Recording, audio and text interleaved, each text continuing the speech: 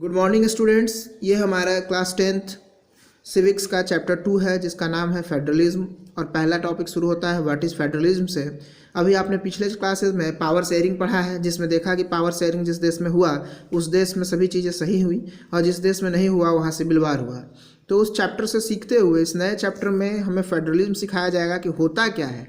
बच्चों, किसी भी कंट्री को कोई एक जब चलाता है उसको यूनिटरी लेवल कहा जाता है। अगर आप बात करें चाइना में तो वहाँ पे सेंट्रली एक गवर्नमेंट है जो पूरे चाइना को रूल करती है। ठीक है, उसने पावर किसी को दे रखा है नीचे के स्तर पे काम करने के लिए, लेकिन बाद में जैसे उसको जो लगेगा वो उसके पावर कभी भी वापस ले सकती है। तो ऐसे चीज़ों को हम यूनिटरी फॉर्म ऑफ गवर्नमेंट कहते हैं जिसमें पावर जो है एक किसी के पास सेंट्रली जमा रहता है या एक ही गवर्नमेंट के पास सारे पावर होते हैं।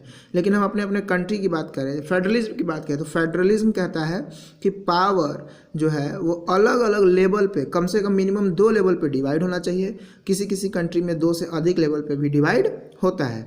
अब समझिए, पावर एक सेंट्रल लेवल पे जिसको यूनियन लेवल कहते हैं उस पर डिवाइड होना चाहिए, उनके अपने पावर्स हैं। और दूसरा स्टेट लेवल पे डिवाइड होना चाहिए। जैसे अगर भारत है तो भारत की एक यूनियन गवर्नमेंट है जिसको प्रधानमंत्री चलाते हैं, और हर राज्यों में एक एक गवर्नमेंट है जिसको स्टेट लेवल गवर्नमेंट कहते हैं। अगर हम बिहार की बात करें तो यहाँ के स्टेट गवर्नमेंट नीतीश कुमार जो इसके सीएम हैं वो चलाते हैं। हालांकि फेडरलिज्म में अगर तीसरा भी कोई गवर्नमेंट है, तीसरा भी कोई लेवल है तो वो भी मान्य है। जैसे हमारे भारत में ही देखें तो यहाँ पे एक पंचायती राज व्यवस्था है, उसमें भी मुखिया जो प्रधान है वही हेड होता है और वो अपने तरीके से वहाँ की चीज़ों को चलाता है। तो यहाँ पे जो पावर का डिवाइडेशन है वो हमेशा उन्हीं के पास है, कोई उनके पावर में इंटरप्ट नहीं कर सकता। प्रधानमंत्री के पावर में राज्य हस्तक्षेप नहीं कर सकते, राज्य के पावर में प्रधानमंत्री नहीं कर सकते, या पंचायती लेवल के जो पावर है, मुखिया के जो पावर है, उस पावर में कोई दूसरा काम नहीं, दूसरे लोग उसको मना या रोक नहीं सकते। तो जब पावर किसी को दे दिए जाते हैं जिस पर किसी दूसरे का कोई बंधन ना हो, किसी का रिस्ट्रिक्शन ना हो, तो इसी को हम फेडरलिज्म समझते हैं। Federalism is a process in which the power is divided on minimum 2 level और मे बी 3 लेवल। तो इस चीज़ को करने से फ़ायदे क्या होते हैं कि लोगों को जो है आपस में कोई कॉन्फ्लिक्ट नहीं होता, कंट्री स्मूथली चलती है, रिस्पॉन्सिबिलिटी तय हो जाती है कि भाई कौन किस काम के लिए रिस्पॉन्सिबल है। अगर उस चीज़ में कोई कमी होती है तो उस पर्टिकुलर पर्सन को टच किया जाता है।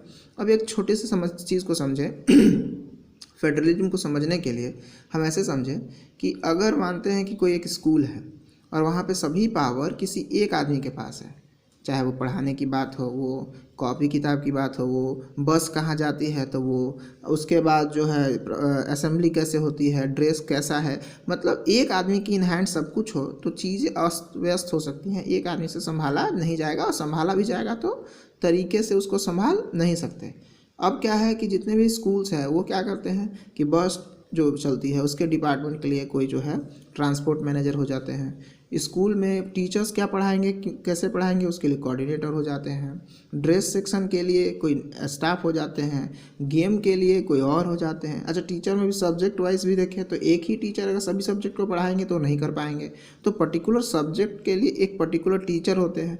इससे फ़ायदा क्या है कि अगर किसी एक सब्जेक्ट में कोई कमी आती है, ले लीजिए कि एसएसटी में बच्चों को दिक्कत होती है, तो बच्चे जो हैं सीधा कहेंगे कि एसएसटी में प्रॉब्लम है, तुरंत मुझे पूछा जाएगा कि भाई बच्चों को आप कैसे पढ़ा रहे हैं, क्या क्या कर रहे हैं। यानी तुरंत किसी हर आदमी की हर चीज़ के लिए रिस्पॉन्सिबिलिटी तय है। अगर वो कोई कमी करते हैं तो वो तुरंत उसको रेक्टिफाई कर लिया जाएगा, तुरंत उसको ठीक कर लिया जाएगा। ऐसा ही होता है फेडरल गवर्नमेंट में कि कमी किस लेवल पे है उसको हम जल्दी से पता कर लेते हैं। प्लस पावर जो है सबके अपने अपने हैं। अब मुझे ही देखिए, एसएसटी में क्या पढ़ाना है वो मुझे पता है, कब पढ़ाना है मुझे पता है, इसमें कोई दूसरे टीचर नहीं बोल सकते, या उनके जो सब्जेक्ट्स हैं उसमें मैं नहीं बोल सकता।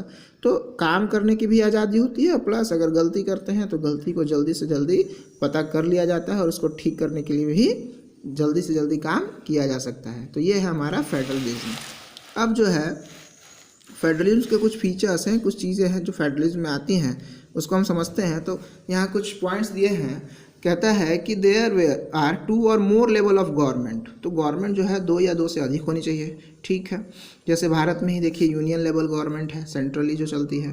दूसरा हमारा स्टेट है।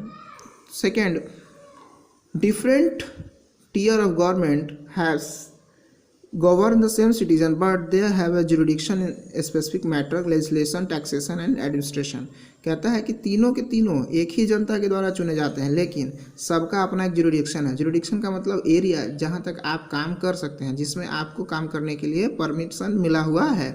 जैसे स्कूल के सारे सब्जेक्ट्स में मैं एसएसटी के लिए मुझे मिला है, यानी एसएसटी का सारा जो है मेरे जुरिडिक्शन में आता है कि क्या पढ़ाई चल रही है, नहीं हो रही है, तो पर्टिकुलर किस क्या आपके जुरिडिक्शन में आता है वो तय होता है इसमें। Third, jurisdiction of respective level of tier of government are specified in constitution, so the authority of each tier of government is constitutionally granted। तो चूंकि ये सब बातें हमारे संविधान की किताब में लिखी हुई हैं, तो आपको क्या अधिकार है ये भी आपको पहले से पता होते हैं। Next, the fundamental provision of the constitution can not be unilaterally changed by one level of government, such change require a consent both level of government। अगर कोई चेंज करना है, फंडामेंटल जो कॉन्स्टिट्यूशन में लिखी हुई बातें हैं उसको बदलना है, तो एक आदमी नहीं कर सकता। यूनिलैटरली का मतलब कि सेंट्रल गवर्नमेंट, प्रधानमंत्री का मन हो गया वो बदल देंगे, नहीं। राज्य का मन हो गया राज्य बदल देगा, नहीं। इसके लिए दोनों को उस बात पे सहमत होना होगा। एक छोटी सी बात को समझिए, हमारे कॉन्स्टिट्यूशन में कोई भी चीज़ पास होती है, लेते हैं राज्यसभा से वो पास हो गई, लोकसभा से वो पास हो गई, अब जो है राज्यसभा लोकसभा के बाद प्रेसिडेंट के पास जाएगा, प्रेसिडेंट उस पर साइन कर दिया, लेकिन उसके बाद आधा से अधिक राज्यों का उस पर साइन होना जरूरी है, नहीं तो वो उसके इन बातों के बाद भी वो लागू नहीं होता है।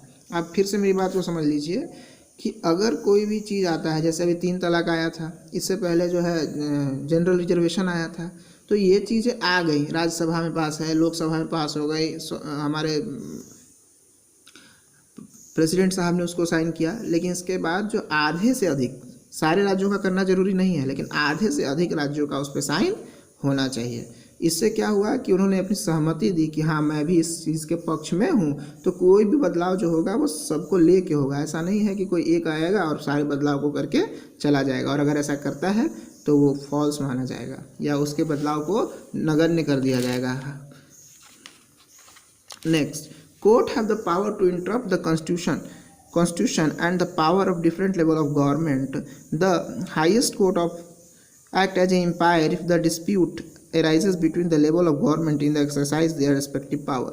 कहता है कि अगर पावर चल रहे हैं, अपने अपने वर्क हो रहे हैं, कोई कॉन्फ्लिक्ट नहीं है, कोई बात नहीं, लेकिन अगर दोनों गवर्नमेंट में कोई कॉन्फ्लिक्ट होता है, स्टेट को कोई दिक्कत आ रही है सेंट्रल लेवल पे, सेंट्रल को कोई दिक्कत आ रही है स्टेट से, तो इसके लिए हम कोर्ट जा सकते हैं। कोर्ट जो है बीच में जो है एम्पायर का रोल प्ले करता है, एक ऐसा पर्सन के रूल में आता है जो लास्ट डिसीजन देगा, और जो भी वो डिसीजन देगा वो मान्य होगा।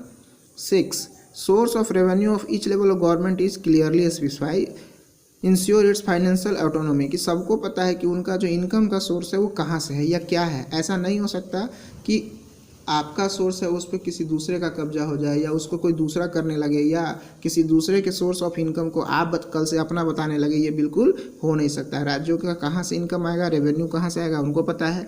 स्टेट को, गवर्नमेंट ऑफ इंडिया को या सेंट्रल गवर्नमेंट को पता होता है कि मुझे किन किन कामों से मुझे रेवेन्यू आने वाला है, तो ये पहले से डिफाइन होता है जिससे कि कोई कॉन्फ्लिक्ट ना हो।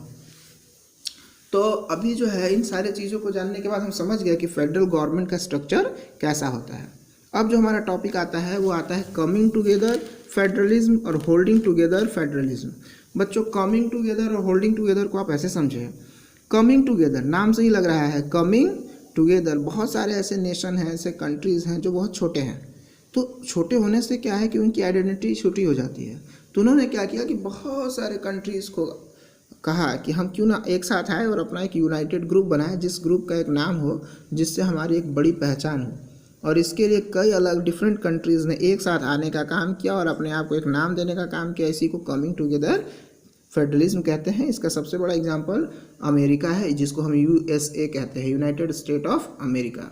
बच्चों, कमिंग टुगेदर जो है इसमें बहुत सारे फ़ायदे हो जाते हैं। कई देशों के एक साथ आ जाने से क्या है कि अगर आप किसी एक पे हमला करते हैं तो दूसरा उसको बचाता है, या आप एक पे से लड़ाई करते हैं तो सारे के सारे आपके साथ लड़ने के लिए तैयार हो जाते हैं। तो इस तरह से चीज़ों को वो बैलेंस करते हैं। लेकिन दूसरा जो है, जो हमारे इंडिया में भी है, इसको होल्डिंग टुगेदर फेडरेशन कहते हैं। कि भारत एक बहुत बड़ा देश है, एक विशाल देश, अपने आप को जब अच्छे से रन करने के लिए कई सारे टुकड़ों में तोड़ लेता है, उसी को हम जो है होल्डिंग टुगेदर का नाम देते हैं। जैसे हमारा भारत, आज भारत एक विशाल देश है, भारत में कई तरह के लोग होते हैं और सबको सही ढंग से रखना, सबको एक साथ लेके चलना कोई नॉर्मल काम नहीं है। तो सबको एक साथ लेके चले, सभी चीज़ें ढंग से चले, इसके लिए जो है हम अपने बड़े से भारत को 29 अलग अलग राज्यों में तोड़ रखे हैं, जिससे हम वहाँ की व्यवस्थाओं को आसानी से समझ सके और चला सके। इसको हम होल्डिंग टुगेदर फेडरेशन में कहते हैं। बाकी की बात हम अगले वीडियोस में देखेंगे। तब तक आप इस चैप्टर के इस पेज को पढ़िए और समझने की कोशिश कीजिए। Thank you.